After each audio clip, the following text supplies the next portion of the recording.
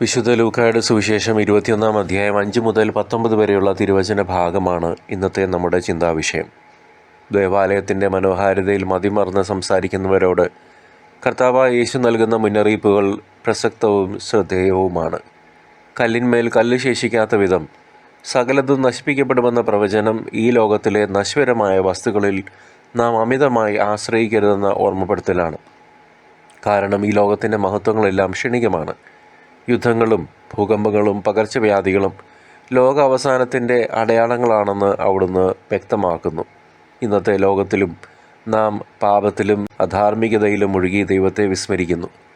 പ്രകൃതി ദുരന്തങ്ങളും കലാപങ്ങളും ഒന്നിനു പുറകെ ഒന്നായി വർദ്ധിച്ചു വരുമ്പോഴും മനുഷ്യരായ നാം മാനസാന്തരപ്പെടുന്നില്ലല്ലോ. അവിടുത്തെ നാമത്തെ പ്രതി നാം പീഡിപ്പിക്കപ്പെടുകയും ഒറ്റിക്കൊടുക്കപ്പെടുകയും പാർശ്വവൽക്കരിക്കപ്പെടുകയും ചെയ്യുമ്പോൾ അത് സാക്ഷ്യത്തിനുള്ള അവസരമായി കാണണമെന്ന് കർത്താവ് ഓർമ്മിപ്പിക്കുന്നു, നമ്മെ പഠിപ്പിക്കുന്നു. അവിടുന്ന് നൽകുന്ന ജ്ഞാനവും ധൈര്യവും ആർക്കും ചെറുത്ത് തോൽപ്പിക്കാനാവില്ല. നാം വിശ്വസിക്കുക മാത്രം ചെയ്താൽ മതി. ഈ കഷ്ടപ്പാടുകളിലൂടെ, സഹനത്തിലൂടെ നാം നമ്മുടെ ആത്മാക്കളെ നേടേണ്ടതായിട്ടുണ്ട്. കർത്താവായ യേശുവിൻ്റെ രണ്ടാം വരവിനായി നാം എപ്പോഴും ഒരുങ്ങിയിരിക്കണം. ഈ ലോകത്തിലെ പീഡനങ്ങളും കഷ്ടതകളും കണ്ട് നാം ഭയപ്പെടേണ്ടതില്ല.